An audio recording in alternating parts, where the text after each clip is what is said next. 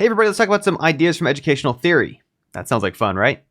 So specifically, there are ideas from educational theory that have influenced how and why I train people the way that I do. And I'm even using the word train here very carefully and deliberately because I don't teach classes, right? I don't call myself a teacher. I call myself a trainer because there's some differences in how what I believe is the best model for people to learn, at least the things that I teach, goes down, and it's very, very different than what a lot of people's traditional ideas are about what education looks like. And in this short presentation, we'll be talking about how and why and what that's based on. It's basically going to be a pretty straightforward appeal to reason here of, here's why these things make sense to me. So the first one, this actually came up just yesterday. I was talking to one of our alumni, and he was an unusual guy from home team where when he came in, he'd already gone to a game school, found that it hadn't quite met his career objectives that he wanted. And this is an unusual case, right? Most people in home team, it's making their first games with teams, whatever. He had literally gone and got a degree related to games, and then still wanted more out of it or needed more out of it to get his career leveled up. Now he's happily in industry as a technical game designer, happy and thrilled for him. I don't want to call him by name without his permission. But an idea that came up in our discussion was he pointed out how the group was kind of a case where he could just sort of mess up. It was safe to take risks. It was safe to try things. And that's something he had appreciated about college that felt like it was lacking when he didn't have sort of a context for that. He wasn't sure what that was called. He referred to it as an aquarium, which that works. But there's actually a word for this called psychosocial moratorium. I learned it from this James Paul Gee book. Might be James Paul Gee, I'm not sure. Excellent writer. Now, of course, James Paul Gee's, I'll try to stick to one, angle in a lot of his work is basically about how games have principles built into them that can help us learn, if nothing else, the things that the games are trying to teach us. And then maybe secondarily some other ideas about our processes, our learning, our values, and so on. But psychosocial moratorium came up there because in games, you can press the reset button. You can make mistakes. You can learn by failing in a way that is maybe not as always encouraged, and maybe even not in some educational circles, or depending on your kind of cultural values, your parents' attitudes, your own ideas about how these things work. Some people, when they get back a paper with a lot of red marks on it, feel discouraged, feel demotivated, don't feel like it was actually a safe place to make mistakes. But this is where I think that part of the value of having learning context in whatever format they might be in, whether it's game jams, whether it's a college classroom, obviously what I do in home team, is partly it's a psychosocial moratorium. It is permission to fail. It's that there's safety nets built in place. It's that the repercussions of errors will not be lost shareholder value, anybody yelling at you, anybody getting fired, won't even be upset customers or players, because first and foremost, it's just being done to practice writing, not to write for an audience, to practice making music, not to sell CDs. And the psychosocial moratorium is a very helpful idea. There's other ideas, but if you Google any one of these terms, you're going to find lots of other expansive writings from curriculum designers and educators and people who study psychology. But that's a neat word. Good to add to your vocabulary. Psychosocial moratorium is sometimes what's lacking, where we don't feel like we have a safe area to just have a sandbox and try some things. Now, accidentally, I had stumbled upon this in starting some college groups. The one at the bottom there was Carnegie Mellon's Game Creation Society, started back in 2004. Really co-established. In that case, Kurt Bertrand had got a lot of the framework in place. I had helped get actual games coming out of there, maybe a semester later. Top group is VGDev, which I did solo found back in 2010. Both those communities are still operating, still producing games, and in many ways were sort of the seeds to my current teaching approach now, but they were just, as clubs, in fact, a better psychosocial moratorium than the classrooms. Some of those same students in either of these images were taking classes adjacent to game development, sometimes directly related to game development, programming and design courses and all these kind of things. But in the club environments, they could mess around even more. They weren't having to fear about impact on their GPA, career. Now, of course, it might still, if it turned out well, be useful in their portfolio, but it didn't have those same pressures and expectations around you're being evaluated by the teacher to prepare for the final, and is this meeting our rubric of what the classroom says? You're just doing projects in a way that, you're doing your best, you care about it, but it's safer. And I think that in the case, club was actually a helpful notion to get people started in a way that otherwise they might not have felt comfortable putting on the lab coat of something more serious, right? They wouldn't necessarily feel comfortable applying for things directly yet, but having spent time in this sort of context helped them set up in a way that then, by the time they were applying for things, they kind of worn that identity for a while as people who built games and had finished games and worked with teammates and had stories to tell. And so this is again where my first exposure to psychosocial moratoriums outside of the James Paul Gee familiarization with the term came from. Now, I kind of alluded to it there, and there's all these kind of ideas are in a tight constellation of closely related concepts, but project-based learning kind of speaks for itself to a degree, although again, this is one of these words where as kind of obvious as it sounds, if you Google this, you'll find just reams of academic writings and grade school designers and college designers and people who study education and philosophy related to it. There's a lot of things you could say about this that aren't as obvious as they seem. But project-based learning simply says, right, you're learning by making stuff, rather than having a worksheet you're handed of, well, if this happened in Unity, what would you do, right? Rather than having a test where write about what you think a game could or should be. It's saying build it, and in the process, you're going to learn a lot of useful things. That what better filter is there if your aim is to build things than trying to build things and then running into questions?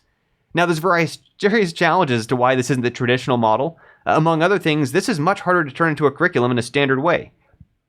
A lot of our school systems, and this is certainly at no fault of the teachers, I'm never blaming teachers any of these things, but at a structural level, they want repeatability, right? They want no matter who they can get teaching, 5th grade, 12th grade, sophomore year English class, whatever, there is a hope that they can have consistency in what it means to teach that material at that level in a certain way. And if people are building their own separate projects, it might be much tougher to troubleshoot. Jerry's problem is very different than Jessica's problem. This team's project is very different than that team's project. And there's ways we try to do our best to navigate that, but it's a reason why you don't see more project-based learning despite its known advantages.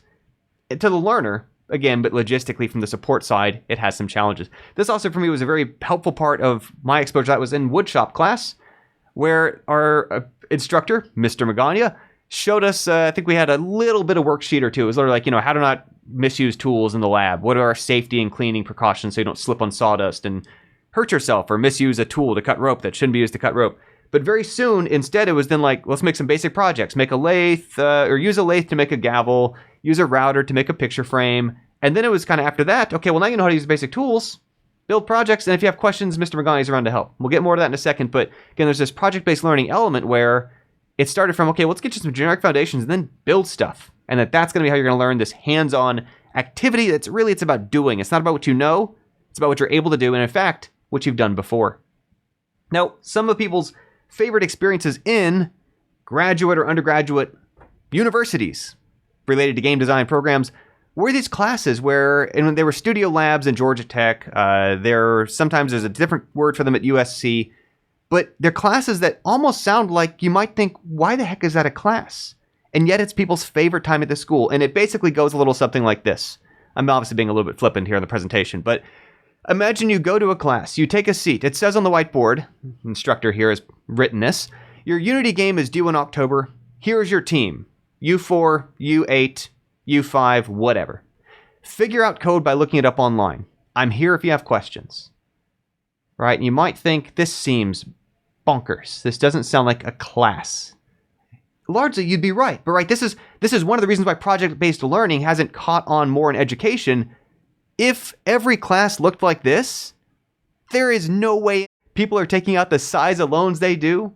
Parents are going to be able to take the life savings that they have accumulated or put their house on mortgage or various other things that families do to be able to afford those contexts for that psychosocial moratorium to build projects, even though it's important, it makes a difference. And again, but more importantly to the learner, this is often people's favorite class. The one that went something like this, where it was, hey, make a thing. And that's where their project team did something totally different than the other project team.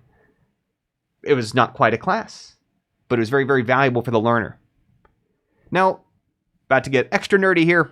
Henry David Thoreau's Walden, not particularly a book on educational philosophy, but has a passage in here that I find particularly relevant. This is a book of close importance significance to me. Actually, part of my fun now living in the greater Boston area is I have passed a couple of times Walden Pond. I haven't gone yet to visit. I'm just excited for personal reasons. Says one, you do not mean that the students should go to work with their hands instead of with their heads. I do not mean that exactly, but I mean something which he might think a good deal like that. Which would have advanced the most at the end of the month? The boy who had made his own jackknife from the ore which he had dug and smelted, reading as much as would be necessary for this, or the boy who had attended the lectures on metallurgy at the Institute in the meanwhile, and had received a Roger's penknife from his father, which would be most likely to cut his fingers? Right, and obviously this is a book about this dude who, among other things, lives in the woods, builds himself a little log cabin, and he had more contact, by the way, than people think. But that's people project that on him a little bit. But this is a thing where obviously the learning is so much clearer by doing it. right? If you go to a class and you read a bunch about cars, you're not going to be as good at repairing cars as if you do some actual auto mechanics and your understanding of mechanics, chemicals, and lubricant and cleaning fluids and all different things. Oil, you can tell I'm not an auto mechanic person if you know things about this. But so literally, let's just kind of boil this down to something that's a little less dense than 1854 text. We learn by making and doing. That seems fair, right? We read to help us make and do. And I like this point. It's part of why I pull this passage out. And sometimes people will hear this, that I'm very project-based, or it's about like learn by making stuff, and they'll think like, oh, are you anti-reading? Right? Are you anti-theory? And no. I mean, I literally kind of several years into my PhD before I changed path in life to what I'm doing now. I love reading. I love theory. I love books. But what interests me is when I'm working on a problem, and then that leads me to go engage with theory. Do you see the difference here? It's not about, I'm reading about this to talk about this because this seems like an interesting thing, although, I mean, obviously, if it weren't for that, I wouldn't be reading this Walden. But, right, the boy who'd attend the lectures, as opposed to, let's see here, made his own jackknife, reading as much as would be necessary for this. It's not saying that he's avoiding books. It's not saying he's avoiding the library. And plus, you can imagine the difficulty of finding a good book on a certain subject in 1854. It's probably pre-Dewey Decimal System, right? Like, it's a big ask. But still, reading is a part of that learning process. But it's guided by, I'm working on a project, and I need to go find text that's going to inform this. What I liked about being a graduate research person was that each of us was kind of off on our own studying a certain topic. For me, it was pinball or rules and digital and mechanical games and things like that. And then to go from that to, okay, well, let me go inform that with theory. Let me go find books and authors and related works and adjacent things to study, to take back, to apply to papers and books and presentations and things that I was working on. And this is what gives us a practical foundation. Who's more likely to cut their fingers? And I know a whole bunch of folks, and I don't fault them, fault the systems at play that they became kind of part of, where they spent years, many years, 4 years, 7 years, 9 years, I don't want to be too specific on the number of years, it might make them feel guilty if they think I'm talking about them, went to school for games, have never released a game, have never built a game. That's what drove them to go to school to study what they did, that they cared about games. They wanted to make games. Games interest them. They wanted to study them. They wanted to build them. They still haven't built any. Plenty of other folks, no connection whatsoever to traditional educational classrooms, context, degrees, and so on, have obviously made plenty of things. Which of those two people do you want on your team? Whether it's a commercial project, a project for fun, or just a project you care about for whatever reason, probably the one who's built stuff. And that's a very different lens than, I've heard some lectures. I studied it in university, right? Authentic audience, let's kind of reel back from Walden back to modern day.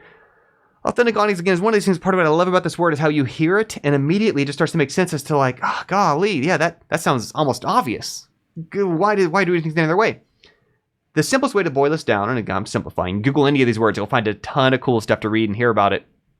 But authentic audience, the simplest form of it, right, is precisely that one advantage we had in those college clubs that the classrooms could not replicate is that in the classrooms, your real audience is the professor. It's who's grading you, right? Quite literally, that's who's evaluating you and deciding pass or fail, A, B, or C. How does it affect your GPA? How does it affect your ability to advance towards graduation and achieve your career goals and so on, because it, dinged your opportunity to apply to something. In the club, their audience, their peers, their friends, showing their roommate, showing their people in the fraternity, showing their people who play volleyball with them on the weekends, showing their friends and family. That's authentic audience. It's where rather than worrying about writing something for what your teacher thinks of it, rather than building a project to be evaluated on it, it's that your evaluation is the fact that you're presenting this to someone who you care about them. They're an authentic part of the audience. Again, I'm simplifying a little bit here, but I think it helps us fit all this into one presentation, because otherwise this is covering a lot of ground in a very small amount of time compared to what we're hitting. But this to me is so critical to learning and so often lacking from people when people are feeling like, I know my other video about educational method, where part of why I have people learn by making games is because they care about the outcome. They care about the output. They want it to be cool. And the reason why isn't just for their own sake. I mean, yeah, they enjoy it and they want to be proud of it, but it's because they care about showing it to people. Not to impress a teacher, not to impress a manager, the people that want to share it with, whoever that is.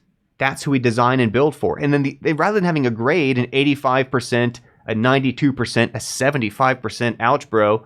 Instead, the feedback we get, the responses, the human communication we get from people who see it, how they're impressed, the joy that they show, that's the reward.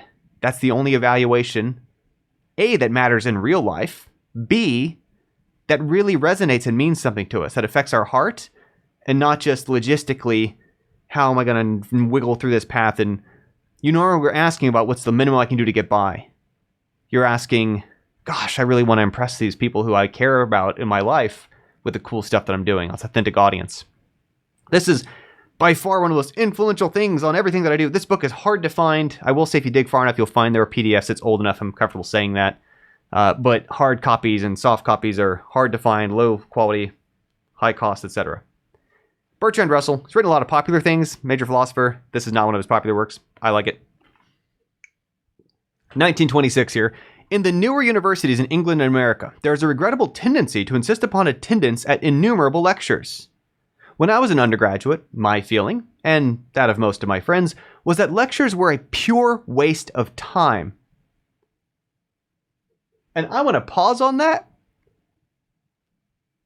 because that can sound like an anti-intellectual thing to say, that lectures are a pure waste of time. Bertrand Russell wrote the history of Western philosophy. You don't really get more intellectual than Bertrand Russell, so when he's saying lectures are a waste of time, he's not anti-learning, he's saying this is getting in the way of learning. Let's continue. No doubt we exaggerated, but not much. The real reason for lectures is that they are obvious work, and therefore businessmen are willing to pay for them. If university teachers adopted the best methods, again, the best methods according to noted philosopher Bertrand Russell, businessmen would think them idle and insist upon cutting down the staff. I'm going to pause again. I'm going to go through this slowly. Remember that slide right at the chalkboard that said, work on your Unity game, it's due in October, I'm here if you need me?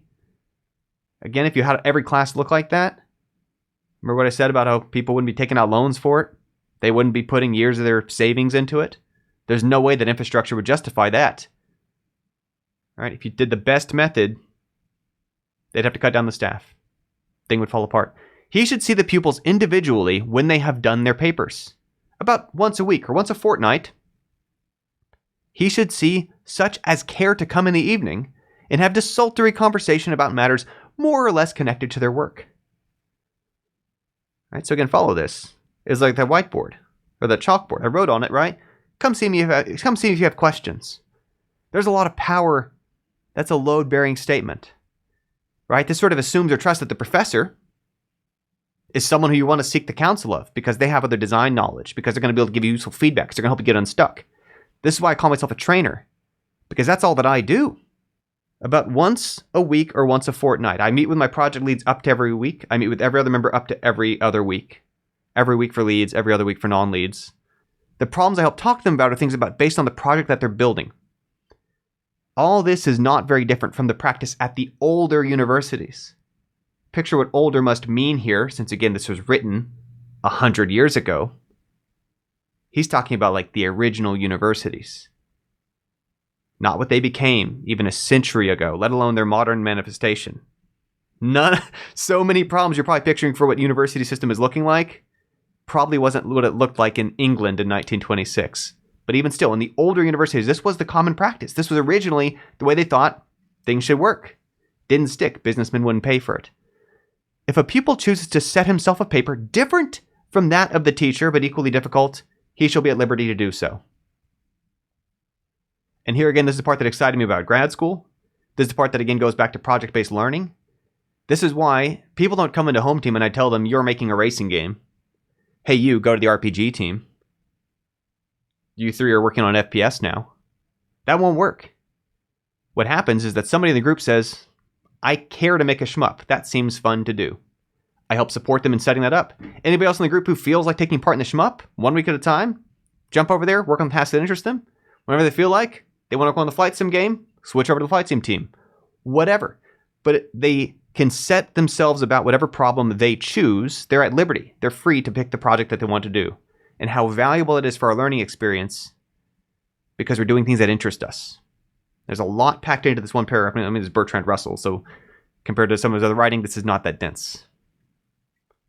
But again, let's boil it down. Listening to lectures isn't where the main value or learning comes from. And part of the weird shell game that's gone on in the explosive space, probably becoming $1 trillion industry if it hasn't yet, of video courses. And I know I've got video courses that are out there. 350,000 people have taken my video courses, right? But because people are so used to thinking about lectures, it's easier for them to translate to, okay, well, I could pay for a video course. Because what is that but a lecture? And a lecture is what we used to pay for. But the reason why we used to pay for lectures is because they're obvious work. Because it had to have a highly trained individual standing in front of a classroom of 30 or 50 or 300 people, if we're honest. It was obvious work, and so we weren't afraid to pay for it. But the lecture, according to Bertrand Russell, was a pure waste of time. Was not where the real work is really happening, right? Teachers should meet students every 1 to 2 weeks, one-on-one to talk about work. Talked about that. That's literally my method. It's gone why I partly call myself a trainer and not a teacher. I don't teach classes. I meet with people every 1 to 2 weeks, one-on-one to talk about their work, if they choose to, right? Such as care to come in the evening. I don't force people to meet with me. We don't have a standing appointment. When they want to meet with me, they can and they do. Students should be free to choose the papers or projects they'll do to learn. Again, this is so it's so hard to weave into an existing traditional university structure because it puts a lot of weight on the teacher's ability, not to judge teachers here, but the flexibility required to ad hoc solve a arbitrary range of problems around projects is part of the puzzle. It's harder to curriculumarize. Like when I was on the advisory board for a high school with a game design program, which I love that school. And I'm not going to name them here because I don't want to feel like I'm negatively putting them in a negative light. But there's very real challenges at that kind of level where they don't have a Unity programmer on the team. They don't have a budget to hire a software engineer from game industry or somebody who's built a lot of projects. So what they had to do was they took an algebra teacher. Again, and I love her. She's amazing. She's awesome. She's smart, good person, great teacher, wonderful with the students. But she didn't have a background in software or programming or something. And then she would be trying to lead a project as her algebra background, following a Unity tutorial to try to teach the kids how to use Unity. And that was a challenge, right? It's harder to deploy a method people learn by projects. This is where at college level, they can kind of perform it. They succeed at it, where they will have instructors who are former industry or have released enough other games for research and academia and other reasons that they are prepared to support a broad range of maybe a dozen projects or so in parallel, which is kind of close to what I do in Home Team, about a dozen projects in parallel. Schools can't, even as of 1926, work the way that's best, literally adopted the best methods, or the business will collapse. And this one's tough. It's part of why I left the PhD track. I was on a path in life to be teaching university, to be in the same spots, standing in front of the same classrooms, doing things the same way. And I saw a couple things. Most importantly, the people's favorite classes were the ones where, hey, your Unity project's due in October. Right? I saw that people were learning a lot more with a lot more freedom and a better psychosocial moratorium in my club, VG Dev, or before that at Carnegie Mellon's Game Creation Site, and they were in those classrooms related to game programming. And I saw that what makes sense to charge to support that infrastructure? Now, don't get me wrong, right? In university, it's a valuable thing. It's a good thing. It'd be a helpful step in your career. I'm not trying to bash on the say you shouldn't do it. Especially, there's a bunch of other fields. Like if you were going to become a chemist, if you're going into medicine, it's a bunch of fields that if you're going to do them, please get a university degree, right? Those benefit from a lab. Those benefit from certain experience. And again, opportunity conveyors, not saying you shouldn't, but their business model cannot sustain what is kind of the best way to do things. And the other cool thing to me about this is I guarantee you, I'm not inside Bertrand Russell's head, but a century ago, he wasn't writing this about game development. He wasn't writing this about game programming, right? He's not assuming that it's a bunch of people collaborating on GitHub like what we do. He's saying in general, for education, for lectures at university, that's what his observations are. Now, I've applied to game development because that's my background. That's what I teach. That's what I train, rather. But this is a general point he has about how education should work. I've just happened to carry it and apply it to games. So anyway, that's my little bit. Sorry for the weird sunlight coming through the window. I'm not going to reshoot this thing. It's probably better authentic on this kind of one-take pass at a pretty just appeal to reason of why and how with some cool words to go Google. I train people the way that I do on the model that I do. It is very different than what people assume. That's one of my challenges, right? People don't recognize it as, well, that's not a accredited school. Correct.